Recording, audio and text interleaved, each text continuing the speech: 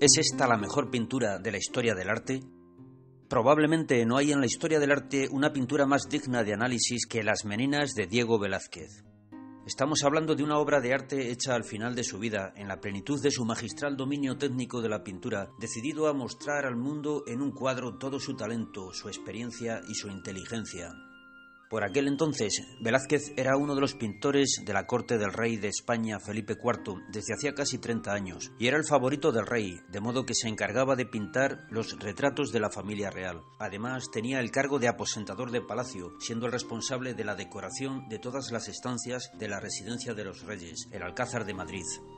Por eso no sorprende que en esta obra maestra la escena que aparece representada se sitúe en una de las estancias del Palacio Real, precisamente el lugar que él mejor conocía, su estudio o taller, donde él solía trabajar y que estaba decorado con pinturas que él mismo había elegido. Actualmente es difícil ver qué pinturas son esas que aparecen en las paredes del fondo, pero sabemos que están basadas en historias mitológicas y Velázquez no las eligió por casualidad, sino por motivos muy concretos. Pero hablaremos de esto un poco más adelante. Antes, echemos un vistazo a los personajes que aparecen en primer plano. Seguramente el personaje que más nos llama la atención sea esta niña. Es la infanta Margarita, la hija del rey.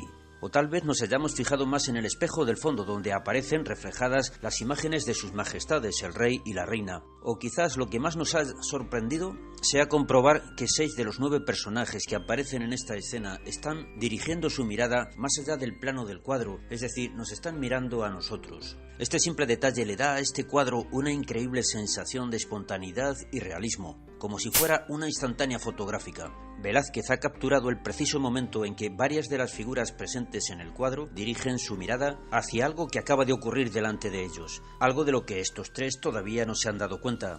En el caso de la infanta, todo lo que se ha movido hasta ahora son sus ojos, pero aunque el momento representado es espontáneo, la composición pictórica no lo es en absoluto. Más bien es un prodigio admirable en lo que se refiere a la composición de escenas de grupo. Lo que Velázquez ha conseguido en este grupo de 11 personajes, incluyendo las imágenes del rey y la reina que aparecen en el espejo, un complejo entramado de relaciones y contrastes que desplazan nuestra mirada hacia atrás y hacia adelante a través del lienzo. Lo primero que podemos notar en la composición es el empeño por agrupar a las figuras de 2 en 2 o de 3 en 3. Todos, salvo la infanta, pueden ser agrupados en parejas. Los 2 enanos de la derecha, la pareja de cortesanos detrás, la menina mayor y el mayordomo de palacio que se encuentra al fondo, el rey y la reina en el espejo, y por último Velázquez y la pequeña menina que está junto a él ofreciendo a la infanta algo para beber en una bandeja.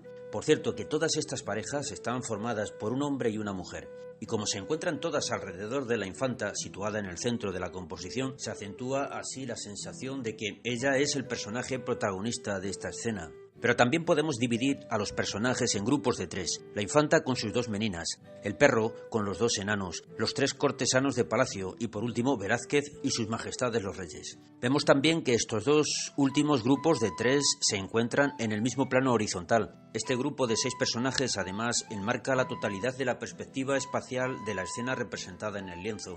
Nuestra mirada va desde Velázquez en el primer plano hasta el mayordomo del fondo, porque los 2 van vestidos de modo similar y se encuentran alineados con las 2 puertas de la pared del fondo. Los 2 cortesanos de la derecha están situados en el espacio intermedio y conectan nuestra mirada con el rey y la reina situados al fondo, que a su vez dirigen nuestra mirada más allá del plano del cuadro, proporcionando a la escena una profundidad que va más allá de lo que nuestra percepción puede alcanzar. Asombroso.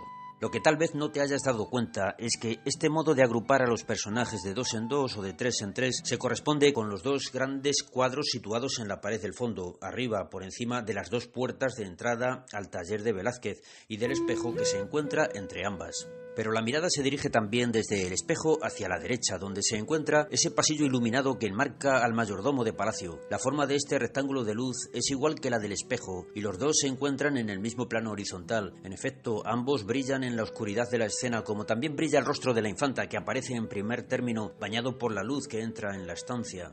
En estos 3 elementos del cuadro tenemos los 3 focos principales de la composición trazada por Velázquez. Al contrario que en la última cena de Leonardo da Vinci, por ejemplo, en la que todos los elementos de la composición apuntan hacia Jesucristo, en Las Meninas la composición es más compleja y ambigua, dejando al espectador dudar entre qué elementos son más importantes y cuáles son secundarios. Siendo pintor de la corte al servicio del rey, es obvio por qué Velázquez querría resaltar a la pareja real y a su hija, pero ¿qué interés podría tener destacar de esa manera al mayordomo de palacio. Bueno, esto nos lleva a intentar primero averiguar el significado del espejo en el cuadro. Exactamente qué aparece reflejado en él. Muchos estudiosos de esta obra consideran que el reflejo corresponde a las personas del rey y la reina que estarían de pie justo delante y más allá del plano del cuadro, es decir, en el lugar donde nos encontramos nosotros como espectadores contemplando el cuadro. Pero si analizamos la escena, viendo cómo está construida la perspectiva del espacio representado en el cuadro, descubrimos algo interesante. El punto de fuga no está aquí, sino aquí, en la puerta de entrada abierta e iluminada. ¿Qué significa esto?